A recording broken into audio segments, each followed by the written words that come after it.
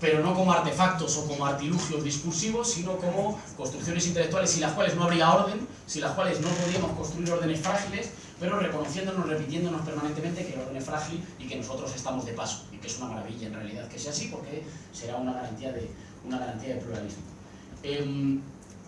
Por el otro lado, la preocupación, por un lado, la preocupación fundamental del republicanismo sería cómo somos capaces de construir tanto una cultura cívica como un entramado institucional que nos garantice un razonable equilibrio entre los poderes que mantenga las libertades ciudadanas a salvo de cualquier tentación, no solo en el ámbito político institucional, pero de cualquier tentación de someterlas. Necesitamos un poder colectivo, necesitamos un poder sometido a un sofisticado, complejo y cambiante sistema institucional, supervisado por una ciudadanía activa y madura políticamente, que lo embride, que lo domestique y lo ponga al servicio del interés general decidido en cada momento, ¿no? Ahora bien, ¿son estas dos necesidades o son estas dos preocupaciones necesariamente contrapuestas? Bueno, yo diría que surgen de pulsiones diferentes y que responden incluso a ánimos diferentes, pero que nosotros tenemos la obligación de hacerlas coincidir de la misma manera que tenemos la obligación de hacer coincidir libertad e igualdad sin presumir que libertad e igualdad se construyen juntas y que cuanto más libertad más igualdad. Yo no lo creo, por desgracia, ojalá. Pero digamos, igual que nosotros asumimos, no por ninguna condición previa ni natural, pero asumimos que deseamos avanzar en sociedades y en estados que garanticen al mismo tiempo el máximo de libertad y el máximo de igualdad, pero no somos ingenuos con respecto a que no se complementan solas ni fácilmente, sino que declaramos que ese es un objetivo político, queremos hacerlas coincidir lo máximo posible. Creo que de una forma similar tenemos que ser capaces de pensar que, siendo pulsiones diferentes, queremos hacerlas coincidir.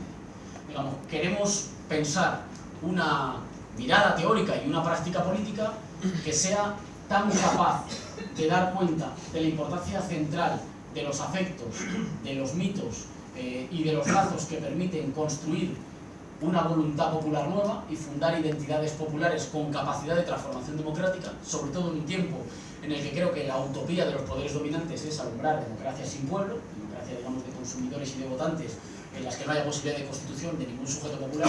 Es muy interesante que a nosotros se nos reprocha, digamos, en las críticas más sofisticadas, se nos reprocha permanentemente que esa pulsión de querer construir un pueblo en el norte es una pulsión que no se hace cargo de que eso es una etapa que habríamos dejado atrás, digamos, de que una vez que somos un país moderno y del norte no hay hueco para una política popular aquí. De hecho, es muy interesante porque no solo se nos dice a nosotros. Ese fue un comentario muy repetido después de las manifestaciones populares del 11 de septiembre en la Diada Nacional de Cataluña hace escasamente un mes, que era una suerte como de conmoción. ¿Cómo puede ser que una de las regiones, la nación, considerada como más avanzada y más cercana a Europa, de repente se deje llevar por una especie de pulsión arcaica e inmadura por la cual dicen que quieren ser un pueblo, que tienen pasiones colectivas y cantan cosas juntos, y fíjate, incluso levantan banderas juntos. Como que ahí hay siempre una especie, creo, de deje como aristocrático, según la cual nosotros, pobres mesetarios, con mucha más dificultad para levantar un relato nacional democrático que nos ilusione, les miramos desde una especie de cosmopolitismo forzado, claro, cosmopolitismo porque a la fuerza, porque hacer de la necesidad virtud, y decimos, claro, pobres pueblos bárbaros que, no sé, que cantan un himno nacional juntos y que se emocionan juntos y que se movilizan juntos. En algún momento descubrirán que el destino de toda sociedad moderna es que los individuos estemos solos y nos emocionemos en el fútbol y en casa, cada uno con la tele, ¿no? Esto me parece que... Esto le parezca a cada uno lo que le parezca de el soberanismo independentista en Cataluña, pero sí que me parece que intelectualmente hay un cuestionamiento de que en los estados modernos puede haber algún tipo de pulsión que no sea reaccionaria, arcaica y de vuelta a la tribu. Solo nos quedaría estar solos o estar en tribu, a decir de alguno de nuestros principales creadores de opinión. No habría posibilidad de fundar una comunidad popular, democrática, respetuosa con las particularidades, con las diferentes necesidades, con los diferentes deseos, pero al mismo tiempo con un interés colectivo, con un interés que mira hacia adelante y que además está fundamentado en potentes lazos emotivos, afectivos y místicos, ¿no? En una discusión que tuvimos hace hace ya algunos meses, apuntábamos a la necesidad de pensar ese movimiento de marea, de auge y de reflujo, y a la necesidad de pensar esos momentos, digamos, de auge popular como momentos en los que hay siempre un principio de constitución de un orden nuevo, de fundar legitimidades nuevas y de fundar un proyecto nuevo que se quiere total, que se ofrece para integrar al conjunto de su comunidad política, pero al mismo tiempo hacerse cargo de que esos momentos siempre bajan. Digamos, la mala noticia tanto para los liberales como los izquierdistas sería, para los primeros, que la marea siempre sube, y para los segundos, que la marea siempre baja. Es decir, que siempre hay momentos de fundación de un orden nuevo, de algún tipo de pulsión popular que dice, oigan, repartamos las cartas de nuevo porque hay una parte con la que ustedes no han contado, hay una parte que ustedes no explican y de la que no dan cuentas, esto lo explica bien Rancière, pero también asumamos que no podemos pasarnos la vida repartiendo las cartas de nuevo, y que en algún momento fundamos órdenes que están destinados más o menos a sostenerse por la inercia, por el aburrimiento, por la costumbre y por la normalidad y por la comodidad de vivir en órdenes que te producen certezas.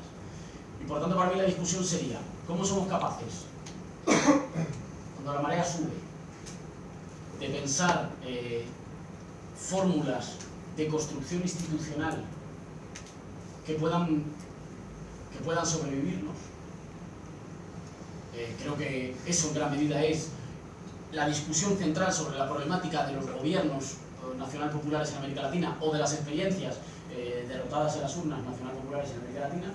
Cómo ser capaces en la ola de ascenso de construir institucionalidad y normalidad que cotidianice una parte de lo que ayer eran grandes conquistas épicas. Es decir, cómo conseguimos que lo que ayer la gente reivindicaba emocionada, hoy asuma como propio incluso aquellos que no quieren tener nada que ver con la esfera pública y que les da exactamente igual la política. Es más, lo decía un compañero en un debate, que están hartos de esta especie de prevalencia permanente de la épica y de la inestabilidad y del momento histórico. Mire usted, yo no le pido a nadie, yo no quiero que todos mis días sean días históricos. Estoy dispuesto a hacer historia una o dos veces en mi vida, el resto de las veces me gustaría que me garantizara una cierta normalidad. ¿Cómo construir relaciones sociales, cotidianidad, relaciones económicas y relaciones de propiedad, modelos productivos, una estética y una cultura diferente que normalicen otro tipo de relaciones sociales y sobre todo instituciones y concreciones jurídicas y de políticas públicas que construyan un suelo mínimo del cual no se va a bajar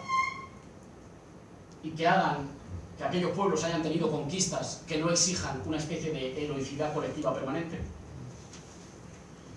Pero al contrario, o en el otro movimiento, en los momentos de reflujo, cómo ser capaces de construir épica más allá de los momentos de la resistencia. Es decir, cómo ser capaces de reconstruir un lazo que produzca goce de la implicación en la política y de la implicación en un proyecto colectivo que no tenga solo que ver con los momentos de protesta. Es decir, que no haga falta un drama permanente. Me estoy yendo al ejemplo del Gobierno Nacional Populares en América Latina, pero creo que la traducción no es muy difícil. Que no haga falta un drama permanente para que vivamos nuestras grandes jornadas. Las grandes jornadas de los gobiernos populares en América Latina todas han sido desastres. Desastres a veces superados, felizmente superados, no sé, golpes de Estado, guerras económicas, pero han sido casi siempre desastres. ¿Cómo se puede construir un tipo de épica que sea una épica, creo, digamos, positiva? Se nos ha acabado a nosotros la épica porque en las principales ciudades de España haya gobiernos de cambio. Somos capaces de imaginar una práctica política, pero sobre todo una mística, un relato que pueda emocionar, generar lazos comunitarios, incluso cuando las instituciones y las políticas públicas están trabajando con dificultades y con contradicciones en la línea que a nosotros nos gustaría y que queramos acompañarlas. Creo que hay una parte de la discusión, esa discusión sobre la cuestión de la irreversibilidad relativa, que tiene que ver con ese pensar los momentos de marea, con ese pensar los momentos de cómo construimos institucionalidad cuando está de subida, cómo somos capaces de reconstruir comunidad o vínculo popular en los momentos en los que está más de bajada. Y cierro con una cosa, que creo que también tiene que ver con la asunción de que las instituciones en los estados desarrollados, y sobre todo el parlamentarismo, está diseñado como un magnífico sistema de, digamos, de canales y de compuertas que son capaces de diversificar, aislar, fragmentar y normalizar a los asaltantes. Y por tanto y están bien hechos. Y por tanto que una buena parte de la política normal del día a día en el parlamentarismo está hecha de forma más inteligente que si alguien hubiera construido un inmenso dique contra esa marea que sube. En vez de construir un dique, porque el dique, digamos, choca contra él y en algún momento se desgasta.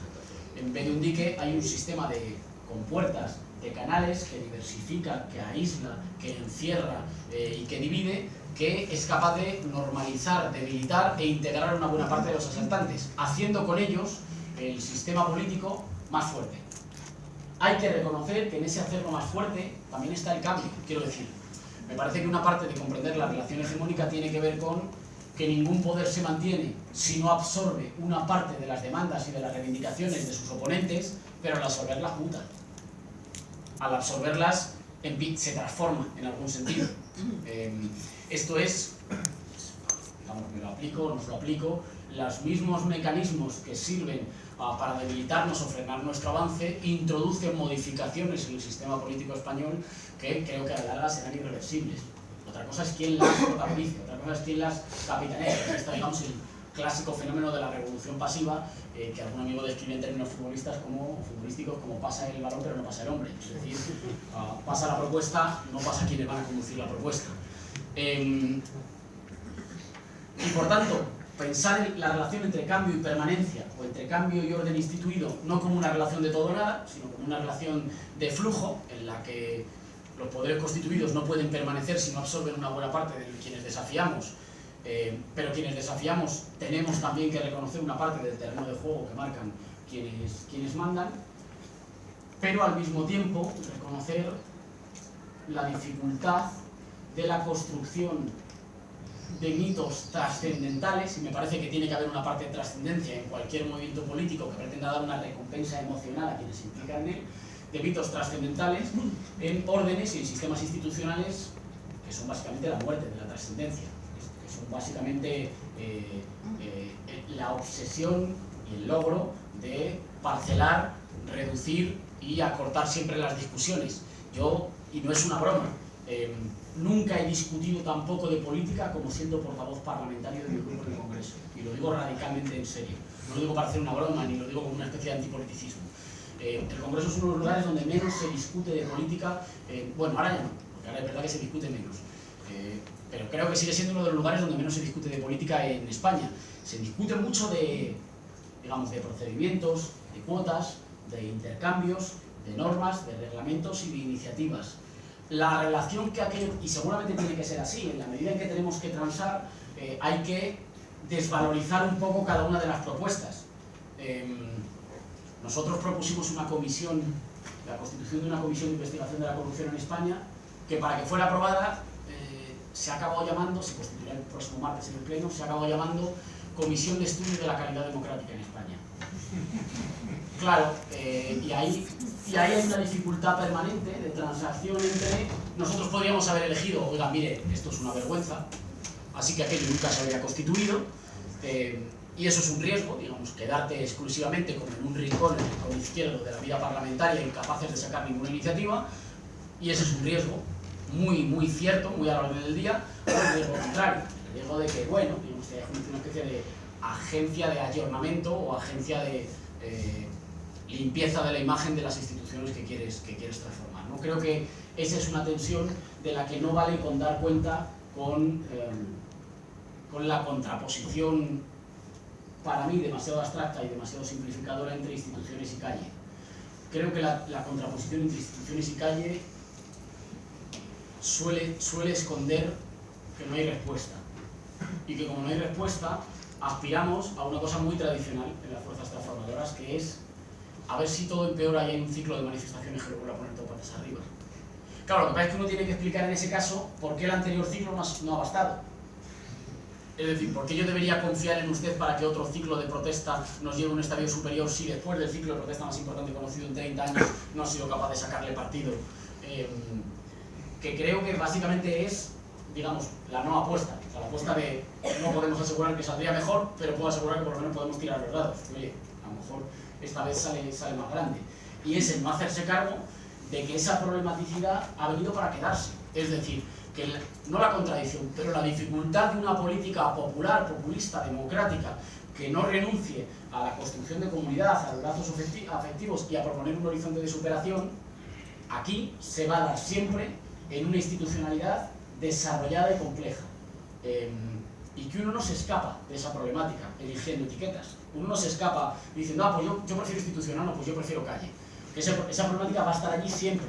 Otra cosa es que la solución al círculo sea volver a empezar. Pues digo, entonces instituciones, bueno, volvemos a la calle. Pero en 3 años nos plantearemos lo mismo. En 3 años nos plantearemos, bueno, ¿y qué política institucional es capaz de darle alguna respuesta a la fuerza social acumulada en la calle?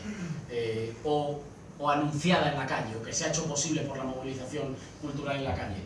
Bueno, creo que eso nos remite a un problema que en definitiva me parece, para mí, que es una tensión sin fin y que tiene que ver con, digamos, esa voluntad de avanzar en un terreno que no es nuestro, asumiendo que ese terreno va a estar siempre ahí y que hay que transformarlo y que ninguna política va a ser transformadora si no se hace cargo, digamos, de una parte de las instituciones heredadas y de las posibilidades de transformarlas. Ahí reconozco que tengo muchas más dudas que certezas. Salvo, ya decía, la certeza de que es un balancín necesariamente contradictorio en el que nos vamos a tener que mover siempre, que es una... García Linera lo pone estas cosas en términos de contradicciones creativas, que es una forma hermosa y brillante de llamarle a cuestiones a las que de momento no tenemos respuesta, pero que sabemos, luego con un profundo respeto intelectual, pero que sabemos que vamos a tener que ir bandeando con ellas, que vamos a tener que ir moviéndonos en la cura de nuevo con ellas. Bueno, espero que esto sirva para una parte de la discusión y de ese vínculo productivo, de ese vínculo virtuoso que creo que podamos nombrar en la relación entre populismo y